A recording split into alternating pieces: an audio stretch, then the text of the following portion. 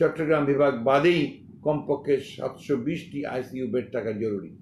অধিদপ্তরের তথ্য অনুযায়ী 49টি জেলায় করোনার জন্য আইসিইউ সাপোর্ট নেই। দেশে আইসিইউ নিয়ে চলছে নানা কেচ্ছা কাহিনী। অনেক ক্ষমতাবানরা বুকিং দিয়ে রেখেছেন, যদিও যাদের প্রয়োজন তারা পাচ্ছেন না। দেশের আইসিইউ বেডের 60% ঢাকার রোগীদের জন্য আর মাত্র 40% সারা দেশের রোগীদের জন্য। চিকিৎসা সেবার নামে মাথা ব্যথা সারা দেশের, সেটা নিয়েও মাথা ব্যথা নেই সরকারের। বিশেষজ্ঞ থেকে শুরু করে একজন সাধারণ রিক্সা চালকও বুঝতে পারছেন দেশের স্বাস্থ্যসেবা কতটা ভঙ্গুর। জনসংখ্যার ঘনত্বে শহরাঞ্চল বিস্ফোরণের আশঙ্কা করছেন জনস্বাস্থ্যবিদরা। চীনা বিশেষজ্ঞরা রীতিমতো অবাক হয়েছেন বাংলাদেশের পরিস্থিতি দেখে। করোনা ভাইরাসের সংক্রমণ মোকাবেলায় বাংলাদেশ সরকারের নেওয়া বিভিন্ন পদক্ষেপ সহ সার্বিক পরিস্থিতি হতাশা প্রকাশ করেছেন চীনা বিশেষজ্ঞ দল। নমুনা পরীক্ষা কম হওয়া এবং বিজ্ঞানসম্মত উপায়ে লকডাউন হচ্ছে না বলে উল্লেখ করেছেন তারা। নোবেল করোনা ভাইরাস প্রতিরোধে সবচেয়ে সফল দেশ চীনের বিশেষজ্ঞ প্রতিনিধি দলের বক্তব্য স্পষ্ট, বাংলাদেশে করোনা প্রতিরোধ ও নিয়ন্ত্রণে কোনো কাজ সঠিকভাবে হচ্ছে না।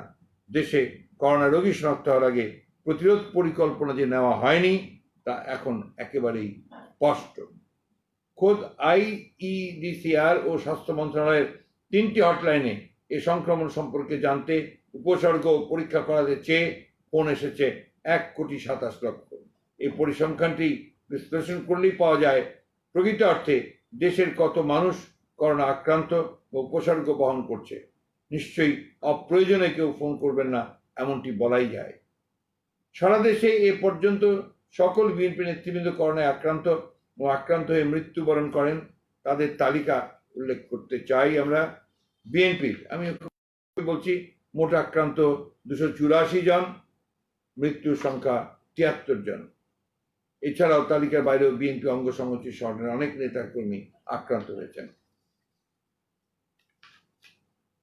প্রিয় সাংবাদিক বন্ধুরা, আপনারা জানেন যে বিএনপি তার সীমিত সাধ্যের মধ্যে করোনা এখানে আক্রমণ শুরু করার আগ্রাসনের পর থেকেই, কোভিড-19 আগ্রাসনের পর থেকেই বিএনপি বিভিন্ন পদক্ষেপ গ্রহণ করেছে। সংবাদ সম্মেলন করা হয়েছে, লিফলেট বিতরণ করা হয়েছে, মাস্ক, স্যানিটাইজার বিতরণ করা হয়েছে এবং জনগণকে সচেতন করবার জন্য পুরো দেশে ডক্টর সাহেব শিশুনা বাংলাদেশ, জিয়া রহমান ফাউন্ডেশন, অঙ্গ সংগঠনগুলো, ছাত্রদল, যুবদল, স্বেচ্ছাসেবক দল, বিএনপি তারা কাজ করেছে।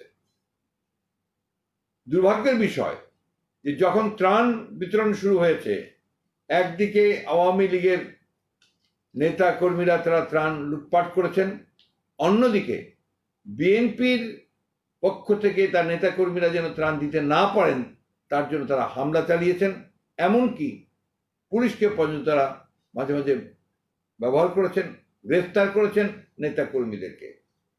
আমরা অত্যন্ত দুঃখের সঙ্গে বলতে চাই, ক্ষোভের সঙ্গে বলতে চাই যে ক্ষমতাসীন দলের লোকেরা গরিবদের ত্রাণ না দিয়ে নানাভাবে লুটপাট করেই ক্ষান্ত হচ্ছে না, বরং বিএনপি ও অঙ্গ সংগঠন, সহযোগী সংগঠনের নেতাকর্মীরা গরিব অসহায় মানুষদের ত্রাণ বিতরণ করতে গেলে ক্ষমতাসীন দলের নেতাকর্মীরা ত্রাণ বিতরণে হামলা চালাচ্ছে। আপনারা জানেন ইতিমধ্যে সাতক্ষীরাতে ঘূর্ণিঝড় আমফানের তাণ্ডবে ক্ষতিগ্রস্ত শ্যামনগর উপজেলার অসহায় গরিব ও ছিন্নমূল মানুষদের মাঝে বিএনপি অঙ্গ সংগঠনের উদ্যোগে ত্রাণ সামগ্রী বিতরণের সময় আকস্মিকভাবে আওয়ামী লীগের সাংসদ যিনি আছেন, সংসদ সদস্য, তার পুত্র, যুবলীগ নেতারা তারা আক্রমণ চালায় এবং আমাদের বেশ কয়েকজন নেতাকে গুরুতরভাবে আহত করে এবং গাড়ি ভাঙচুর করে, 15-20টি মোটরসাইকেলও ভাঙচুর করে। এমনিভাবে নারায়ণগঞ্জে মহিলা কাউন্সিলর, মহিলা দল নেত্রী আয়েশা আক্তার, ডিনা এবং ফেনীতে কৃষক দল নেতা আলমগীর চৌধুরী, ইউনিয়নে বিএনপি নেতা মুক্তিযোদ্ধা আবুল হোসেন কমান্ডার নেতা কর্মীদের সঙ্গে নিয়ে দলের মধ্যে গরিব ও দুস্থদের মাঝে ত্রাণ সামগ্রী বিতরণ করতে গেলে স্থানীয় আওয়ামী সন্ত্রাসীরা তাদের উপরে হামলা চালায়, একই সঙ্গে ত্রাণ সামগ্রী লুট করে নিয়ে যায়। তানোর ছাত্রদল নেতা আব্দুল মালিককে ত্রাণ বিতরণের সময় গ্রেফতার করে 6 মাসের কারাদণ্ড প্রদান করা হয়। জাতীয়তাবাদী যুবদল কুষ্টিয়া জেলা শাখার সাংগঠনিক সম্পাদক, কুষ্টিয়া সদর উপজেলা যুবদলের সভাপতি মোহাম্মদ জাহিদুল ইসলাম বিপ্লবকে সাদা পোশাকে পুলিশ বাহিনী আটক করে মিথ্যা মামলায় কারাগারে প্রেরণ করেছে। এই মামলা ও হামলা গ্রেফতার উপেক্ষা করে ছিন্নমূল মানুষের মাঝে বিএনপি ত্রাণ বিতরণ অব্যাহত রয়েছে। ইতিমধ্যে আমরা ত্রাণ বিতরণ করেছি 54,12,400টি পরিবারকে এবং মানুষের কাছে পৌঁছেছি 2,16,49,000 মানুষের কাছে আমরা পৌঁছেছি সর্বমোট। এছাড়াও আপনারা জানেন যে আমাদের বিভিন্ন অঙ্গ সংগঠন তারা ত্রাণ বিতরণ করেছেন, তারা জনগণের পাশে গিয়ে দাঁড়িয়েছেন। Doctors association of Bangladesh, Zia Rahman ফাউন্ডেশনের উদ্যোগে করোনা রোগীদের অনলাইনে স্বাস্থ্যসেবা অব্যাহত আছে। অ্যাম্বুলেন্স ইতিমধ্যে জিয়া রহমান ফাউন্ডেশন একটি দিয়েছেন এবং বিভিন্ন স্থানে বেসিন, হাত ধোয়ার জন্য বেসিনের ব্যবস্থা করেছেন। বস্তিগুলোতে তারা জীবাণুমুক্ত করার জন্য স্প্রে করেছেন, স্যানিটাইজার দিয়েছেন। এবং খুব সম্প্রতি দুঃখজনক ব্যাপার যে মৌলভীবাজারের একটি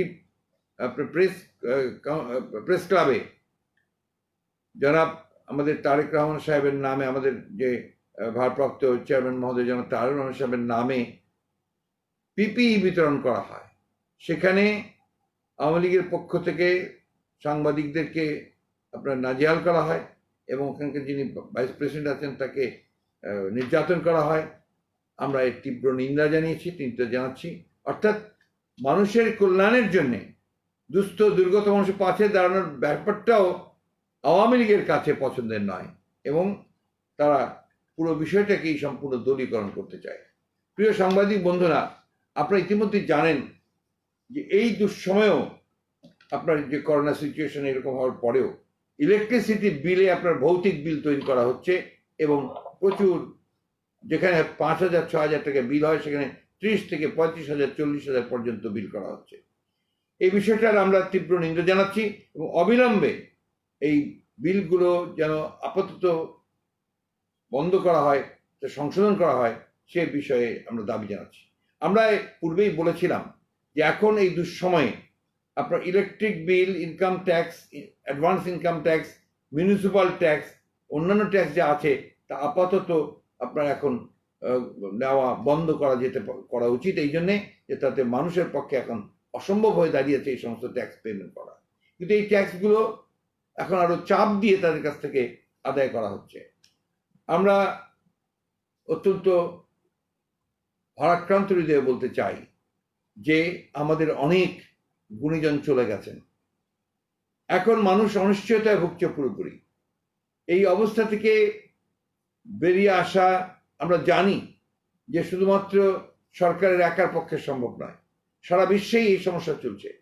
যে মহামন্দা আসছে, অর্থনৈতিক মন্দা আসছে, সেই মন্দাকে মোকাবেলা করা, দেশের সামনে যে ভয়ঙ্কর রকম অর্থনৈতিক বিপর্যয় আসছে তাকে মোকাবেলা করা, তার জন্যে যে সরকারের যে আন্তরিকতা প্রয়োজন ছিল সে আন্তরিকতা তারা দেখাতে পারেনি। যে দায়িত্বশীল ভূমিকা পালন করা ছিল তারা সেই দায়িত্ব পালন করতে পারেনি। যে সমন্বয় করা উচিত ছিল সে সমন্বয় তারা করতে পারেনি। কারণ একটাই, যে এই সরকার জনগণের দ্বারা নির্বাচিত কোনো সরকার নয়। এই ধরনের সমস্যা মোকাবেলা করা একমাত্র একটি গণতান্ত্রিকভাবে নির্বাচিত সরকারের পক্ষেই সম্ভব। আসুন আজকে আমরা জনগণের পাশে দাঁড়াই, এই মহা বিপর্যয়ে তাদের কল্যাণের জন্য আমরা কাজ করি। একই সঙ্গে আমাদের রাষ্ট্র ব্যবস্থা যেন গণতান্ত্রিক কাঠামো রাষ্ট্র ব্যবস্থা আমরা নির্মাণ করতে পারি, তার জন্য আমরা সবাই কাজ করি। আপনাদের সকলকে ধন্যবাদ। আসসালামু আলাইকুম। কারো কোনো প্রশ্ন থাকলে দয়া করে করতে পারেন। মাননীয় মহাসচিব, আসসালামু আলাইকুম। ওয়ালাইকুম আসসালাম। আমাদের সময়.com থেকে কিছু বলছিলাম, ভালো আছেন আপনি? জি জি জি, আপনি ভালো? জি ভালো আছি। বলেন। মাননীয় মহাসচিব, আমার আসলে দুইটা কোশ্চেন আপনার কাছে। একটা হচ্ছে দুইজন মন্ত্রীর বক্তব্য আমি আপনার সাথে উদ্ধৃত করব। একটা হচ্ছে যে গতকালকে তথ্যমন্ত্রী হাসান মাহমুদ উনি ভিডিও কনফারেন্সের মাধ্যমে বলেছেন যে আপনারা যে অভিযোগগুলো করছেন যে করোনা পরিস্থিতি সরকার নিয়ন্ত্রণ করতে পারছে না বা স্বাস্থ্য ব্যবস্থা ভেঙে গেছে, তো উনি তার জবাবে বলেছেন যে সরকারের পদক্ষেপের কারণে করোনা নিয়ে বিএনপি ও আপনার বিশেষজ্ঞ যারা মতামত দিচ্ছেন বা আশঙ্কা প্রকাশ করছেন সেটা ভুল প্রমাণিত হবে। এটা হচ্ছে এক নম্বর। আর দুই নম্বর কথা হচ্ছে যে আপনারা বিভিন্ন সময় অভিযোগ করছেন যে আপনাদের ত্রাণ কার্যক্রমে বাধা দেওয়া হচ্ছে। সম্প্রতি আওয়ামী লীগের সাধারণ সম্পাদক ওবায়দুল কাদের সাহেব তিনি ভিডিও কনফারেন্সের মাধ্যমে বলেছেন, কে কোথায় বাধা দিয়েছে তা স্পষ্ট করুন, তথ্য প্রমাণ দিন, অভিযোগ সত্য হলে ব্যবস্থা নেবেন। আমরা তো আমি আমি আপনার আপনার আপনার প্রশ্নগুলোর উত্তর দেই। এক নম্বর হচ্ছে যে তথ্যমন্ত্রী মহোদয় যেটা বলেছেন সেটা হচ্ছে তাদের যে ব্যর্থতা, তাদের যে সম্পূর্ণরূপে তারা যে মোকাবেলা করতে ব্যর্থ হয়েছেন সেটাকে ঢাকবার জন্যই তিনি সমস্ত মিথ্যাচার করছেন। আজকে গোটা জাতির কাছে না, সমগ্র বিশ্বের কাছে এটা প্রমাণিত হয়ে গেছে যে বাংলাদেশ করোনা ভাইরাস মোকাবেলার জন্য প্রস্তুত ছিল না এবং তারা সেইটাকে পুরোপুরিভাবে ব্যর্থ হয়েছে এটাকে মোকাবেলা করতে। এরা আমাদের কথা নয় তো, এই তো চীনা বিশেষজ্ঞরা যারা এসেছিল তারাই তো বলে গেছে যে তাদের কোনো প্রতিরোধ পরিকল্পনাই ছিল না। আজকে এটা প্রমাণিত হয়ে গেছে যে তারা এটাকে সম্পূর্ণ ব্যর্থ হয়েছে।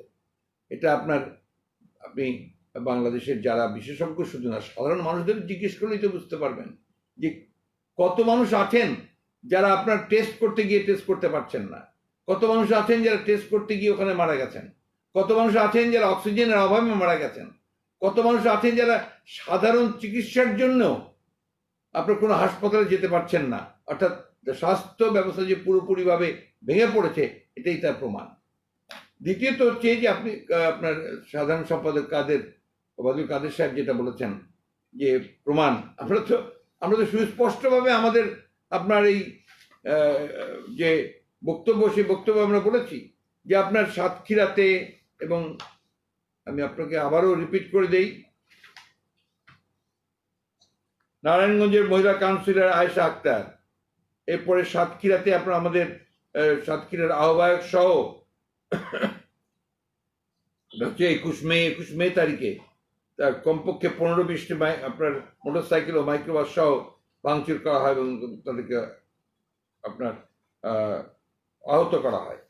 অন্যদিকে আপনার এই যে রাজশাহীতে তার ছাত্র মালিককে ত্রাণ বিতরণ সহ গ্রেপ্তার করা হয়েছে, এটা 6 মাসের কারাদণ্ড দেওয়া হয়েছে, এটা ভেরি রিসেন্টলি, এর আগেও এগুলো হয়েছে। কুষ্টিয়াতে আপনার মোহাম্মদ জাহিদুল ইসলাম বিপ্লবকে সাদা পোশাকে পুলিশরা তুলে নিয়ে গিয়ে মিথ্যা মামলায় দিয়েছে।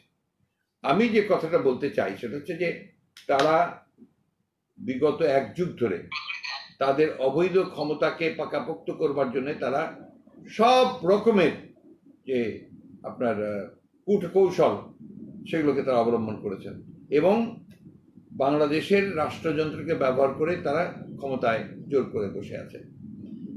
দুঃখজনক ব্যাপার হচ্ছে যে আজকে এই ভয়ঙ্কর করোনার সময় যখন আপনারা সবাই তাদের প্রাণ বাঁচাতে চাচ্ছেন, আজকের পত্রিকাতেও আছে যে আপনার কারারক্ষী প্রায় 222 জনের মতো তারা আপনার আক্রান্ত হয়েছেন। অথচ আমরা প্রথম থেকে বলে আসছি যে এখন যারা কারাগারে আছেন, যাদেরকে মিথ্যা মামলা দিয়ে কারাগারে আটক করে রাখা হয়েছে, তাদেরকে মুক্তি দেওয়া হোক। এর মধ্যে অনেকে বয়স্ক মানুষ আছেন, আমাদের আব্দুল সালাম পিন্টু সাহেবের মতো লোক, লুৎফুজ্জামান বাবর সাহেবের মতো লোক, তারা অত্যন্ত অসুস্থ এবং আপনার তারা বয়স্ক, তাদেরকে এই ধরনের যারা আছেন তাদের সকলকে মুক্তি দেওয়ার জন্য আমরা দাবি জানিয়েছিলাম। এগুলো তো রাজনৈতিক মামলা, আর এই সমস্ত রাজনৈতিক মামলায় যারা আছেন তাদেরকে এই দুঃসময়ে তাদেরকে মুক্তি দিয়ে অন্তত একটা পরিবেশ সৃষ্টি করা দরকার যেখানে আপনার একটা সমস্ত দলগুলো মিলে একসাথে কাজ করতে পারবে। দুর্ভাগ্যজনকভাবে তারা তো সেটা করেনি। উপরন্তু আপনারা লক্ষ্য করেছেন যে পার্লামেন্টে আমাদের নেত্রী দেশনেত্রী বেগম খালেদা জিয়ার এবং আমাদের ভারপ্রাপ্ত চেয়ারম্যান তারেক রহমান সাহেবের নাম উচ্চারণ করতেও স্পিকার স্বয়ং বাধা দিয়েছেন। অর্থাৎ এই সরকার তারা সম্পূর্ণভাবে একটা ফ্যাসিস্ট সরকার তারা চালাচ্ছে, একটা একদলীয় শাসন ব্যবস্থা তারা প্রতিষ্ঠা করতে চায়। ভিন্ন মত ভিন্ন দলকে তারা কোনো মতেই এখানে তারা সহ্য করতে চায় না, যে কারণেই আজকে দেশের সমস্ত চেহারাটা ফুটে উঠেছে। এই যে এত আপনার উন্নয়ন, রোল মডেল উন্নয়নের, অথচ এখন আপনার কি অবস্থা দেখা যাচ্ছে যে একটা মানুষ একটা অক্সিজেন পায় না, একটা মানুষ চিকিৎসা পায় না, তার ন্যূনতম যে আপনার যে খাদ্য, সে খাদ্য সে পায় না। এই বিষয়গুলো তো প্রমাণিত হয়েছে যে এই সরকার সম্পূর্ণভাবে ব্যর্থ হয়েছে। মহাসচিব, আমার একটা প্রশ্ন আছে। জি বলেন। আসসালামু আলাইকুম। ওয়ালাইকুম আসসালাম। আসাদুজ্জামান সাহেব, ভালো আছেন? জি জি জি। জি বলেন। আমি একটু মানে আমাদের এই 91 থেকে 2020 পর্যন্ত 29 বছরের যে আমাদের স্বাস্থ্য খাত, আমি এখানে একটু মানে একটু জানতে চাই যে আপনারা সর্বশেষ যখন ক্ষমতা ছাড়েন 2006 সালে, এখন যেমন বলা হচ্ছে যে প্রায় মানে অধিকাংশ জেলা পর্যায়ে আইসিইউ, সিসিইউ এবং অক্সিজেন ফ্যাসিলিটিস গুলো নেই। তো আপনারা একটু দয়া করে বলবেন যে সর্বশেষ আপনারা যখন ক্ষমতা হস্তান্তর করেন বা ক্ষমতা ছাড়েন, সেই সময় কয়টা জেলা পর্যায়ে আইসিইউ, সিসিইউ ব্যবস্থা এবং অক্সিজেন ফ্যাসিলিটিস সহ যেগুলো আমাদের কাছে অ্যাভেলেবল ছিল, ওইটা যদি একটু বলেন তাহলে আমরা কম্পারেটিভলি আমরা দেখতে মানে একটু বুঝতে পারবো আপনি যে আপনাদের আপনি আমল থেকে এই আপনি সময়টা কেমন আপনি যাচ্ছে। আপনি যদি সমস্ত এগুলো যদি কম্পেয়ার করেন তাহলে আপনি দেখতে পাবেন যে গত এক দশকে বাজেটে বরাদ্দের পরিমাণ কিভাবে কমেছে স্বাস্থ্য খাতে। এইটা দেখলে আপনি বুঝতে পারবেন যে বর্তমান সরকারের আমলে স্বাস্থ্য খাতে যে কোনো গুরুত্বই দেওয়া হয়নি। এবারও আপনি দেখবেন যে বাজেটে শুধু টাকার পরিমাণ বাড়ানো হয়েছে, কিন্তু আপনার জিডিপিতে তার যে পরিমাণ সেটা কমে গেছে। তো এই সংখ্যা দেওয়া তো আপনার খুব কঠিন ব্যাপার না, তার জন্য একটু সময় দরকার হবে, আমি আপনাকে সংখ্যাটাও দিতে পারবো। কিন্তু আপনি প্রমাণ পেয়ে যাবেন যে এই বাজেটে এবং তার যে আপনার গত এক দশকের মধ্যে যে বরাদ্দ, সেই বরাদ্দের পরিমাণ দেখলেই আপনি বুঝতে পারবেন যে তার পার্সেন্টেজটা কি হারে জিডিপি পার্সেন্টেজ কিভাবে নিচে নেমে গেছে। এবং এটা করা হয়েছে অত্যন্ত পরিকল্পিতভাবে। যে বলেন।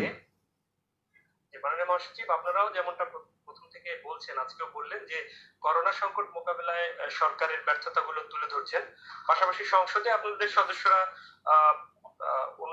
স্বাস্থ্যমন্ত্রীর পদত্যাগের একটা বিষয় বলেছে। এটি কি দলীয় আপনাদের দাবি কিনা, আর সেক্ষেত্রে স্বাস্থ্যমন্ত্রী সরে যাওয়ার মাধ্যমে কি এই সংকটটা সমাধান করা সম্ভব বলে মনে করেন? আমরা ভাই জিনিসটাকে খুব স্পষ্ট করে বলতে চাই, আমরা তো এই সরকারকেই মনে করি যে এই সরকারের অবিলম্বে চলে যাওয়া উচিত।